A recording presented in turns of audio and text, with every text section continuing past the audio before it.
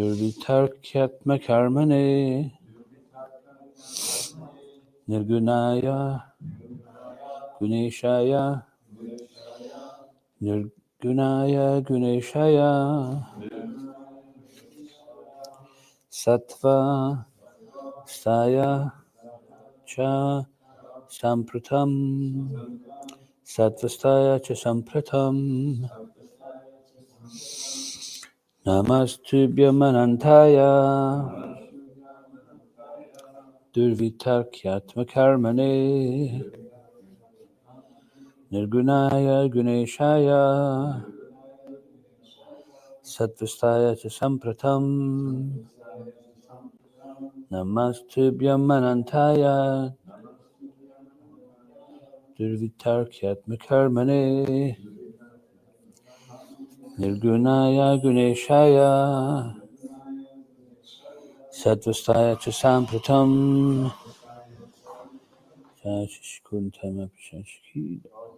Please chant. Namastubhyam anantaya, namastubhyam anantaya, durvitarkyatma karmane, nirgunaya guneshaya,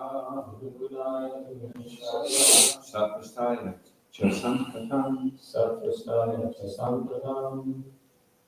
namastubhyam anantaya,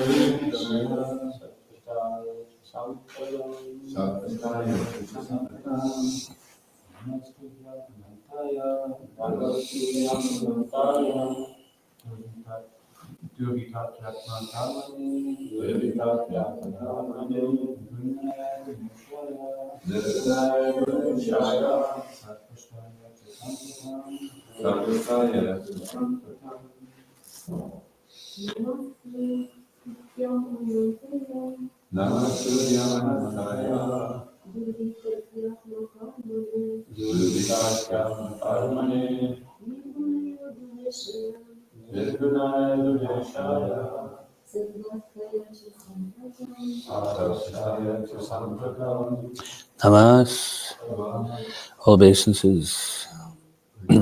Tubhyam, unto you, my Lord. Anantaya, who are everlasting, transcending the three phases of time, past, present, and future.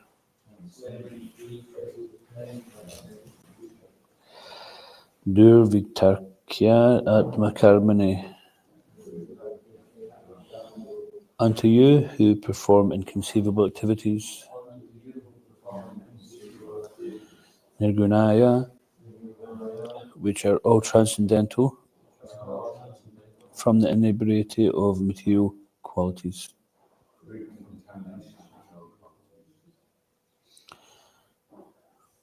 Guna Ishaya, unto you who control the three modes of material nature.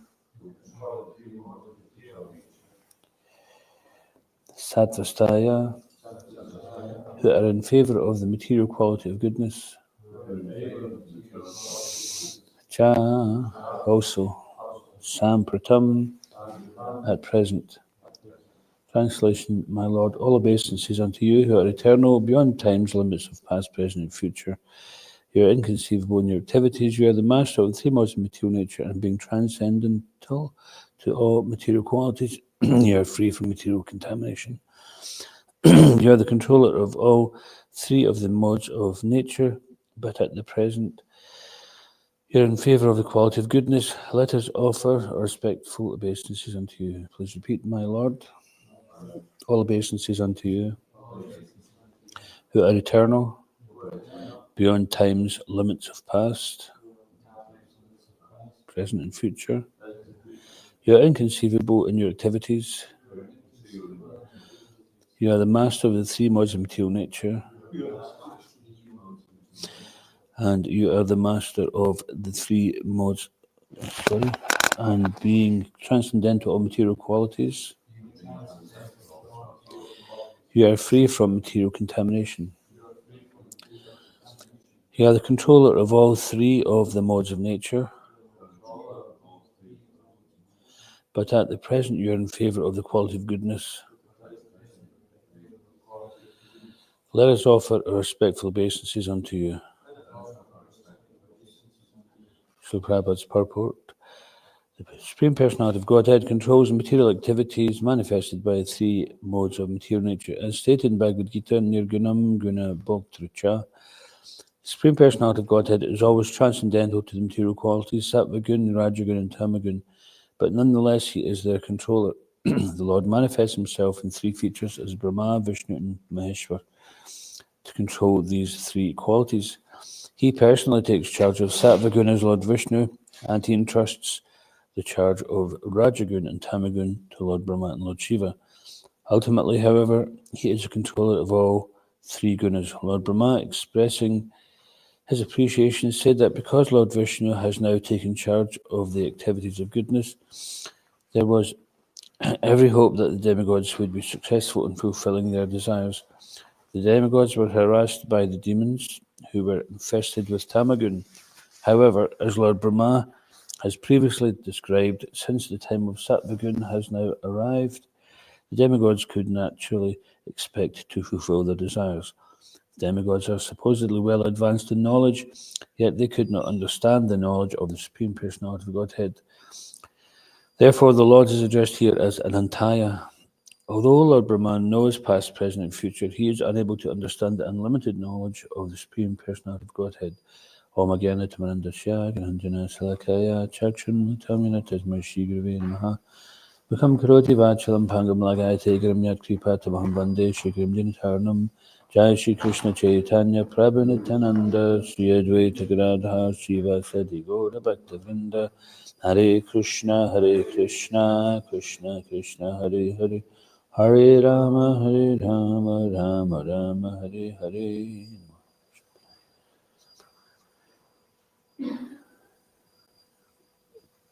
My Lord, all obeisances unto you, who are eternal beyond time's limits of past, present, and future. You are inconceivable in your activities. You are the master of the three modes of material nature, and being transcendental to all material qualities, you are free from material contamination. You are the controller of all three of the modes of nature, but at the present you are in favour of the quality of goodness. Let us offer our respectful obeisances unto you. So this is the end of the 8th canto, 5th chapter, Srimad Bhagavatam, entitled Demigods Appeal to the Lord for Protection.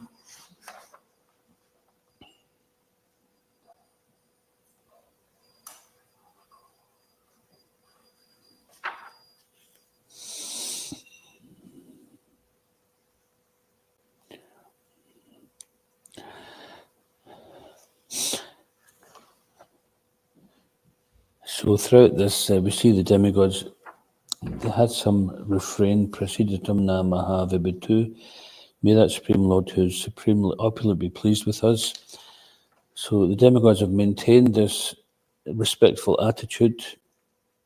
And the verse before this was talking about this analogy of pouring water on the root of the tree and automatically the trunk is satisfied. And when one becomes a devotee of the Lord, everyone's purpose is served, for the Lord is the soul of everyone. And finally, they are often their obeisances to the Lord, just as when they began, they would offer their obeisances. Typically, the demigods are seen as being devotees. And Lord Brahma is quite often put forward as being the representative of the demigods, being that he is the chief of the demigods and also that he's a devotee. So when they're in trouble, then they approach Lord Brahma to go and petition the Lord to come and help them in their difficulties. And even though the demigods have some limited ability to grant some benedictions, they recognize that the power for granting benedictions is actually coming from Krishna. In Bhagavad Gita, Krishna explains this when he talks about that all desires are actually fulfilled by him. So, and people of small intelligence or small knowledge, then they approach lesser beings to have their desires fulfilled. In the Ishopanishad, it's also mentioned that the Lord has been fulfilling everyone's desires since time immemorial. But you might ask, well, I've got so many desires, they're not fulfilled. How is he fulfilling everyone's desire? So how's that if we have some desire which is not fulfilled? And he's been fulfilling everyone's desire since time immemorial. How can that be consistent? Alan? Sometimes the Lord protects us from certain things that are like detrimental for us. So we might desire something, but the Lord may decide that that particular thing we're wanting is really we shouldn't have. So He'll protect us from that particular thing. Or also we could be leaving it till a later time when the situation is absolutely right and all the different pieces are in place for that desire to be satisfied in the appropriate way. So that can be there. For devotees, sometimes he won't fulfill the desires if it's harmful for them, just as like a parent won't give the kid everything at once. If the parents got the kid in the shop where there's so many sweets and the kid just wants all the sweets, the parent will just say, no, you're not getting it, you can have one. You've got 20 pence, you can choose what you want. The kid takes about an hour to choose something, then it changes his mind anyway. So the parent will be protecting the kid from its own desires, which are harmful. If the child wants to touch the fire, then the parent will keep on protecting the child from touching the fire. But still, also because living entity has freedom to choose to do what it wants to do, he doesn't stop everyone, does he? So there's another factor. What's the other factor apart from the Lord? Like in the Chaitanya Charitamrita, it's mentioned that, I think it's CC Adi 5, that Lord Nityananda, he feels so indebted to the devotees who are helping him spread the mission of Lord Chaitanya that sometimes he'll even fulfill their material desires. But if they continue to petition him to have those material desires fulfilled, then he won't do it because it's harmful for them. So that's along the lines of what you're saying there, confirmed. There's also another aspect, because not everybody's acting as a devotee. So what else could it be? One has a desire, but they're not getting it fulfilled.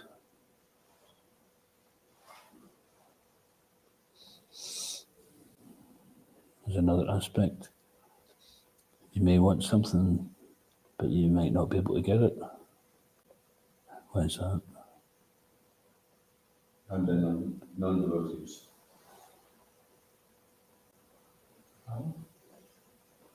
Karma, yeah. You might not have the karma. So if everybody wants to be the richest person in the world, how's that going to work out? So they don't have the karma for it, someone else does. Even sometimes you see that somebody has some great talent, but they don't actually make much of it. Sometimes people are good musicians or artists, but they don't actually become famous until they've passed away, and then perhaps they have some fame after they've passed away, or some wealth that's coming in, but they don't see any of it. And they're not even there to witness it or enjoy it or experience it. So it's strange, they maybe get their desire fulfilled, but they don't even enjoy it. So karma is quite a complicated thing. And if someone doesn't have the karma in order to fulfill the desire to that extent, then it won't be granted to them. It's like you can go to the bank and you sign a cheque to withdraw £1 million, but you've only got 100 in there. They're not going to give it to you. Well, my dear sir, you've only got 100 in the bank. You need to put a bit more in before you can get it.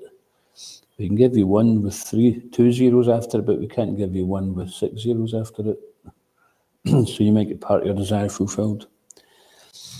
And with the demigods, it's strictly business. With the Lord, when devotees are under the protection of the Lord, then the Lord will act according to the devotees' best interests.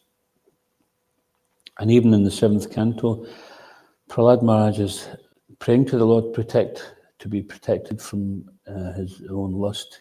So devotees can pray like that. They protect me from my own lust or from my worst desires and only satisfy the best of my desires. And sometimes benedictions are given. May the best of your desires be fulfilled. Hopefully your best desire is not still terrible.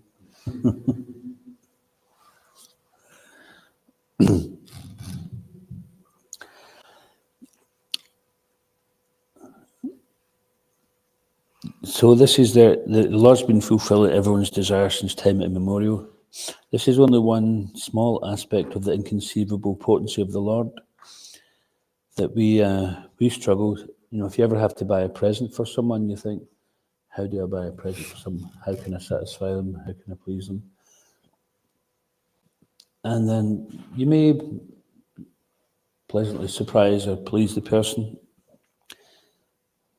but especially if you want to surprise them, how are you going to really know? And sometimes when you're doing that, you realise that you haven't actually taken enough time to think what's important to that person, what's that person like. But it's too late. You know, their birthday's today and you haven't got a present yet. So you're going to go and rummage something up. But the Supreme Lord, then he can fulfill our desires, especially of devotees. He can fulfill them in such a way that we give up our desires. That's also mentioned. That sometimes the Lord, out of his kindness, he'll allow the devotees to fulfill their desires in such a way that they'll give them up. And with Dhruva Maharaj, then he did that. Dhruva Maharaj wanted one thing, and Lord Vishnu was prepared to give him more than that. And it's that saying goes, with your two hands, if Krishna takes from you, what can you hold on to? And with your two hands, if Krishna gives, what can you hold?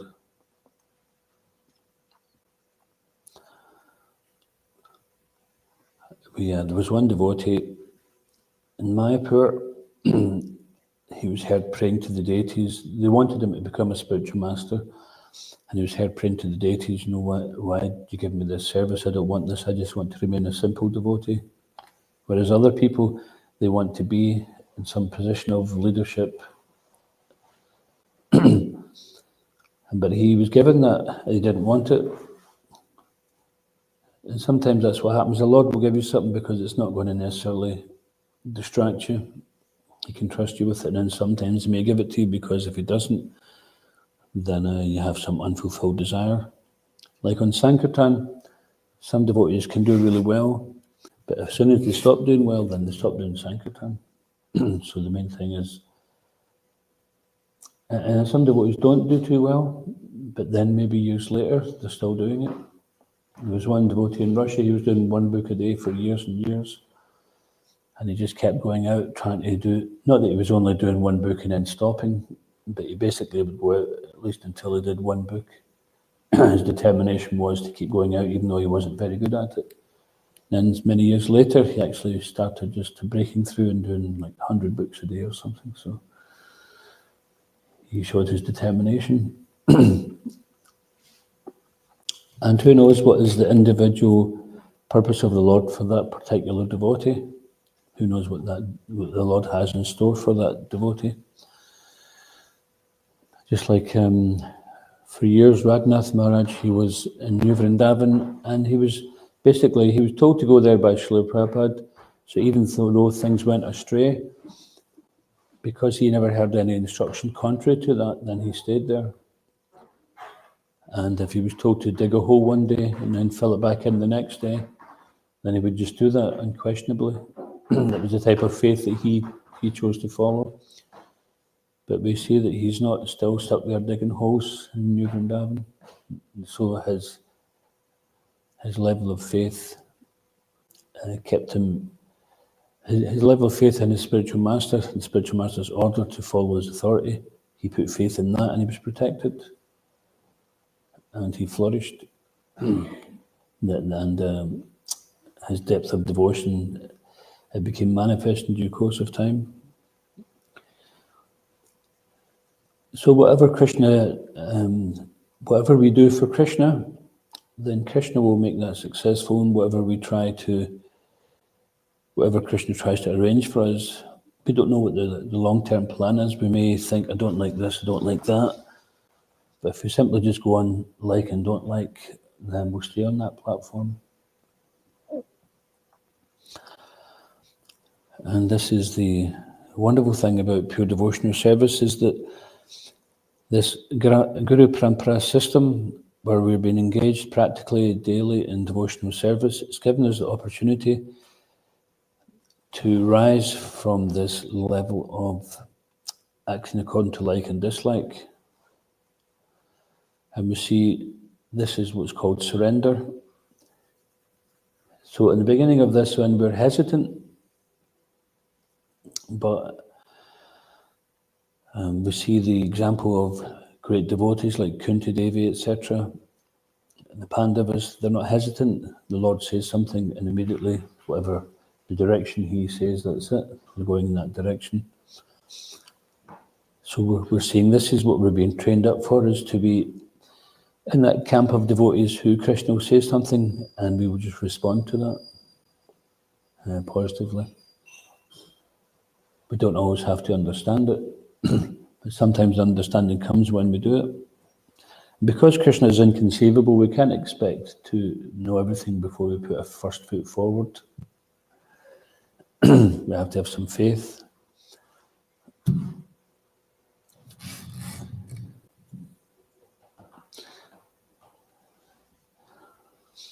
So the Lord is always transcendental to material qualities, material natures. He's pavitram, he's pure. And by connecting with the Lord through the process of devotional service and hearing about the Lord, then we become attracted. First of all, we have Shravanam, hearing about the Lord, just like this, who was it now? Usha and Aniruddha. So Usha heard, if you see in the Krishna book, the story of Usha and Aniruddha, and Usha heard about the qualities and the glories of Aniruddha, and without even seeing him, she became attracted and decided, this is the person I want to be with. So we haven't met Prabhupada, we haven't met Krishna, but we're inspired by hearing about them. Devotees are giving their life simply by hearing about someone. That's not very common, is it? But not only that, sometimes people give their life to some futile cause, a futile course. They may be stylistic about their life based on someone else's life, but that doesn't end in anything substantial. But we're giving up everything. Devotees are giving up everything simply based on hearing the message of the Lord. This is the potency of Srimad Bhagavatam. This is the potency of the Bhagavat, the person as well. Is it simply by hearing? Then gradually everything which is inauspicious within our heart is destroyed, practically destroyed. They say practically because we always have free will. It's not such a mechanical process. In the beginning, it seems like a mechanical process because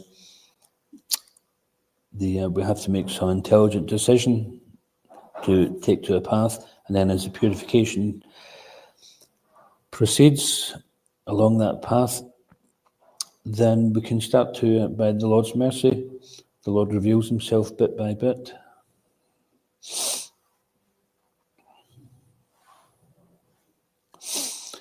So we're encouraged to,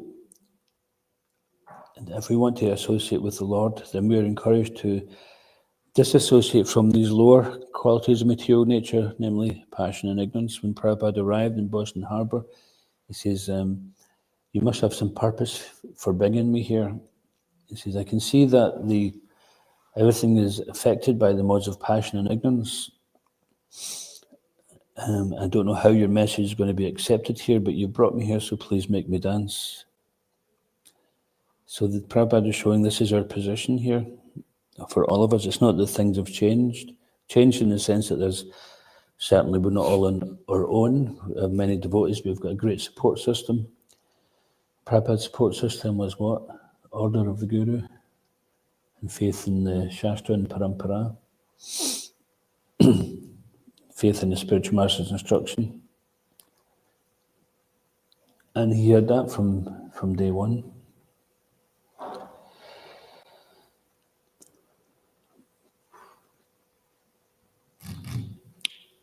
So the demigods are fulfilling their desires within the higher modes of material nature, but still their material desires. And sometimes the demons who are envious of the demigods, then they attack them. And sometimes this happens also in temple life. People are envious and then they want to attack in some way or another. It can be verbally, or they try to defame people or something.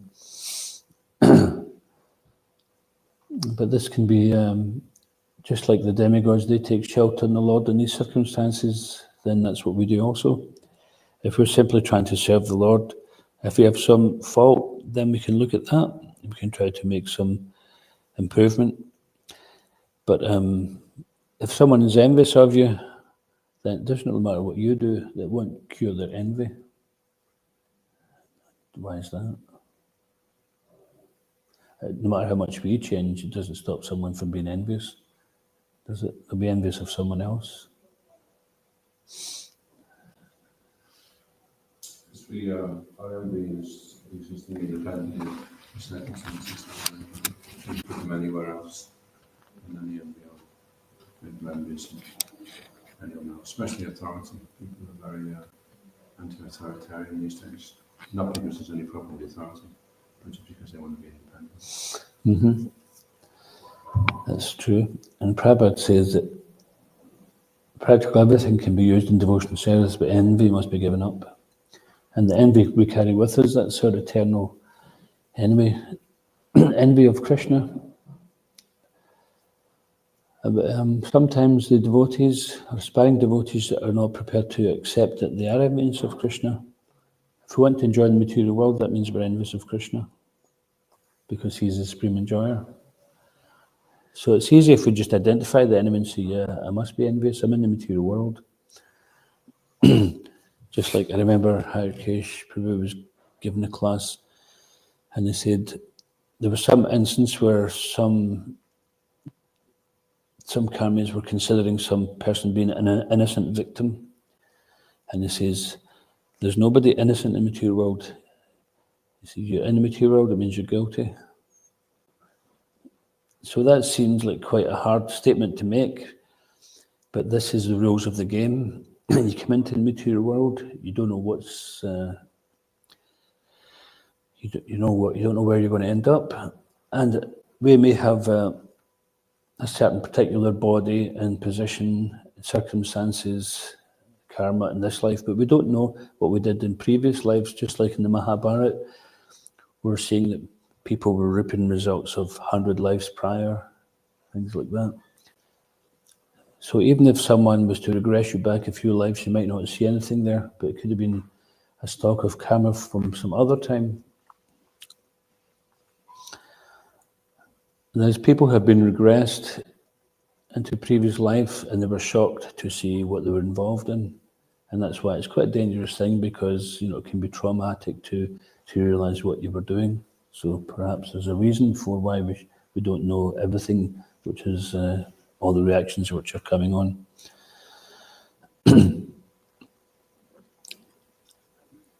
So if we accept that simply, we are in this material world because we wanted to enjoy separately from Krishna. Lord Chaitanya explains that, Jeev Jago, wake up sleeping soul, you've come in here to enjoy.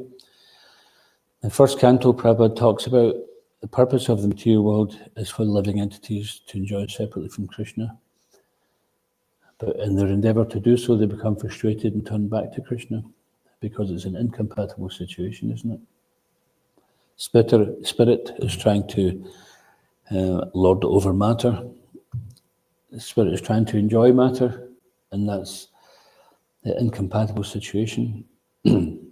Spirit will only enjoy when it's in contact with the Supreme Spirit.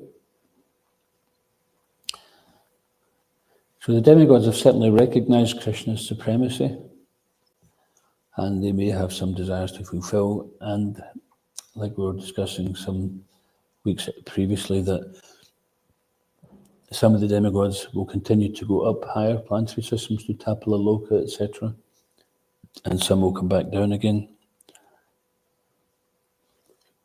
based on their individual desires.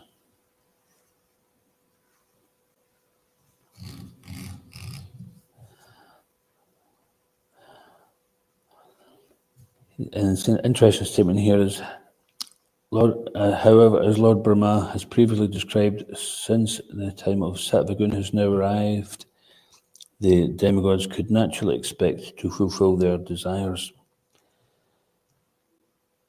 So it's just like if you go to work and you work all week, you naturally expect to get your wages at the end of the week. So living entities who performed austerities and take birth amongst the demigods, they expect to have desires fulfilled. That's why that purpose is there.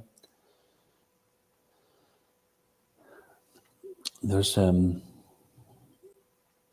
Jagannath Puri, there's a place called Swargadwar. Does anybody know what that is? Swargadwar. Do you know what the name suggests? Welcome. No, that's Swagatam. Swarga, Dwar, like Dwarka. Dwar, Haridwar, Swargadwar. So Dwar means door, Dwar,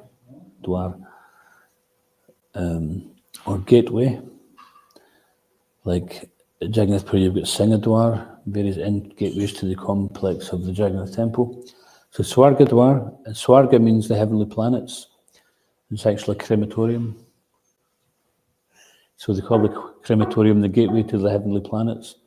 So people, they go there to have their bodies cremated in the hope that will gain them entrance to the heavenly planets.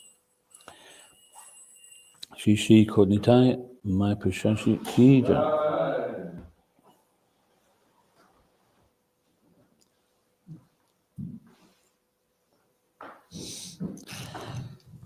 And people, they naturally expect that Swarga is a place which is, they don't have the suffering they have on the earthly planet or the lower planetary systems, with a higher standard of enjoyment and a longer lifespan.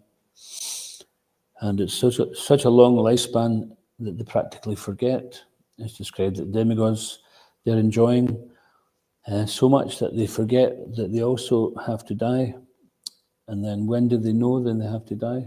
There's some symptoms for that, isn't there? Wow.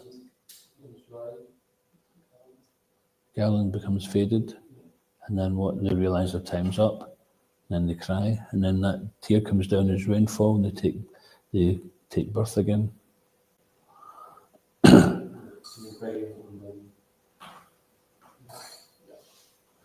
there's a whole process there. So of course, it doesn't mean to see every drop of rain as a demigod, but that's how they come back to the earthly planet, and back with their feet on the ground again, and another reality check. Okay, you had your funfair in the heavenly planets for a while. Now it's time to get off the swings and face reality, back to work. What are you going to do with this? You've got another human form of life.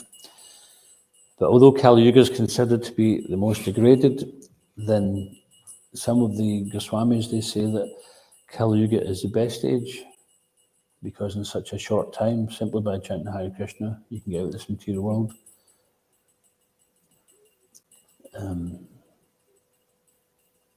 Kali Dosha Nidya Rajan, that even though Kali Yuga is an ocean of faults, then it's wonderful simply by chanting Hare Krishna we can get out of this world. So therefore it's saying that the demigods are queuing up to take birth. So if that's being said, then that would mean demigods are actually in this movement.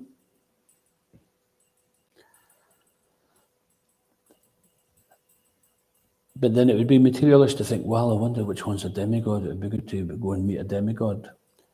But who's greater than a demigod? Who's the sum total of all the demigods? Another person. Spiritual master, that's right.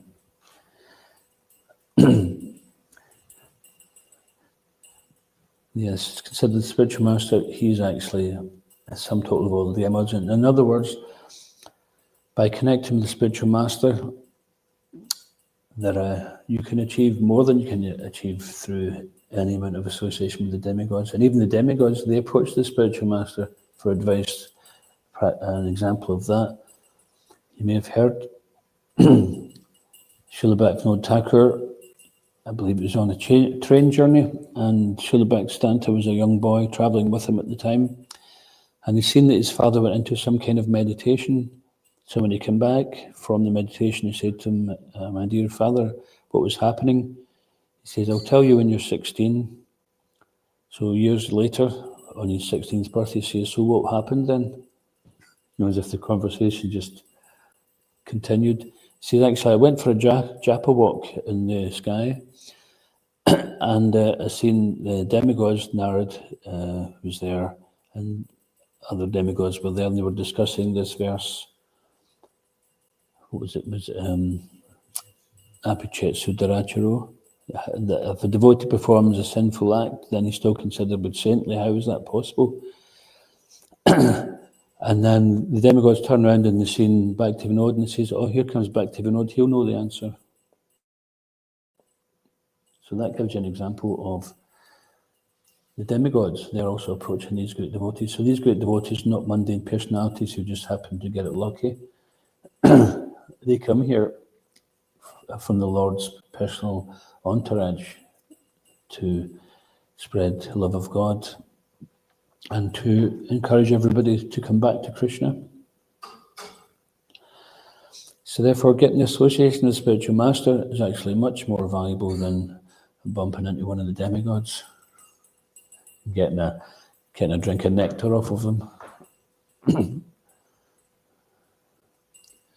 The nectar of the material world is to what? Prolong our stay in this material world. Like the demons were fighting with the demigods to get the nectar from them. What is it for? Just so they can prolong their enjoying in the material world. They just want to remain envious and be the enjoyer. But that's not the kind of nectar the devotees are looking for. They're looking for, yeah, so there's, what's the kind of nectar the devotees are looking for?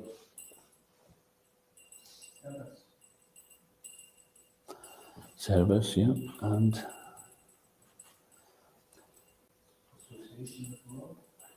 and we read a book every day, just before japa.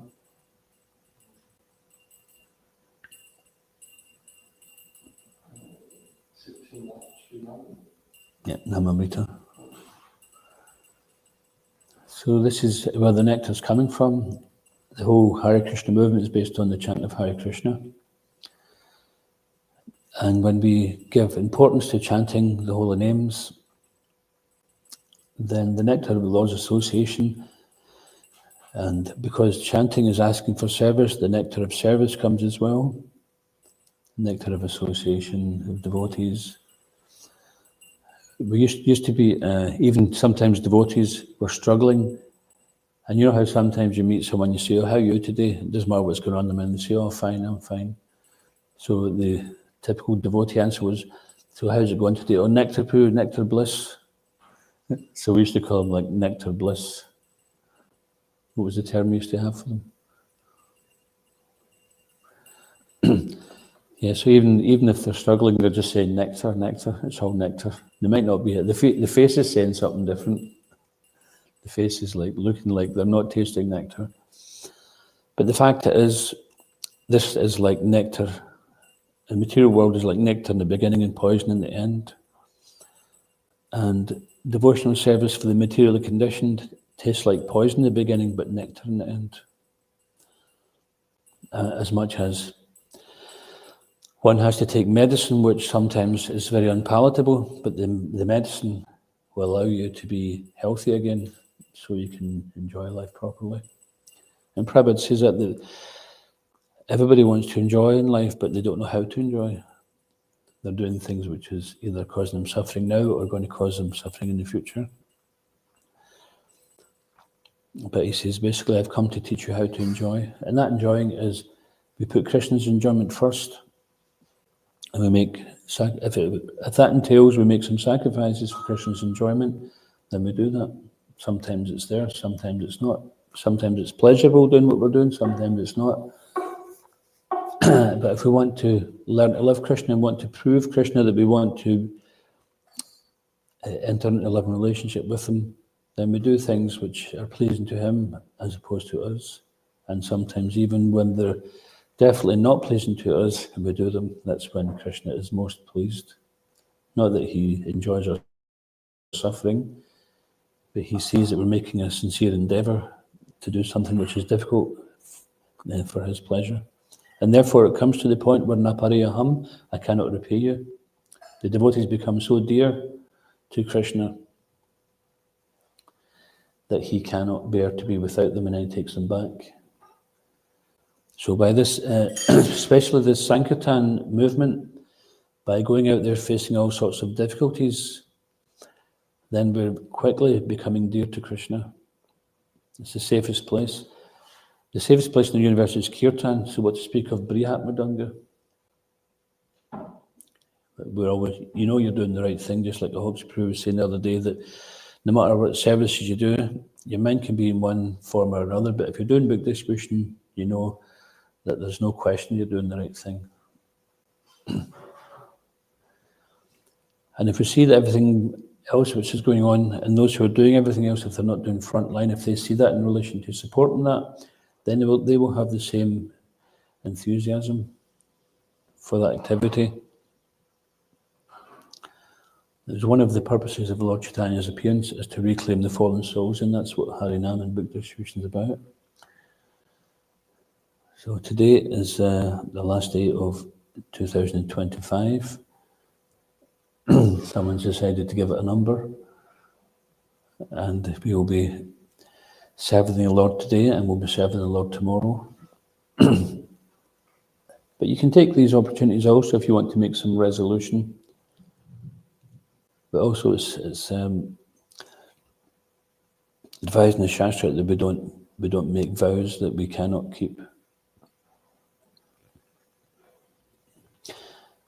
Yeah, so today we're going to be going on some preaching activities, book distribution, Harinam, and then later on we'll do Harinam midnight when there's lots of people out there, the New Year revelers. And it'll be a good start to the new year for many of them. And we noticed actually there's one or two people who come, as one contact of Adhokja. His sadhana is to show up for Kirtan every New Year's Eve. And that's like his yearly sadhana. A couple of hours Kirtan once a year. So from that is the next step and the next step. So by us going out there, and some people are looking for us there, they expect us to be there. So I'll just stop there. Anyone get any comments or questions?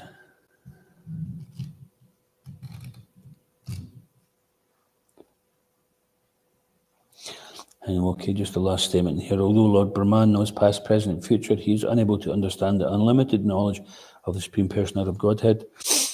So that word unlimited would suggest that Lord Brahma has knowledge of past, present, and future in a limited sphere, but not unlimitedly like the Supreme Lord has.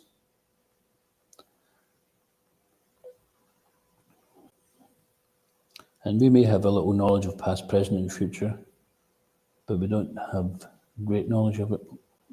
But the Lord has unlimited knowledge of everything. And therefore, as a Madhava, no one is equal to him, and no one is greater than him. Srimad Bhagavatam ki, Iskon Guruvinda ki, Prabhupada ki, Thakur Premanande. Bhagavatam ki.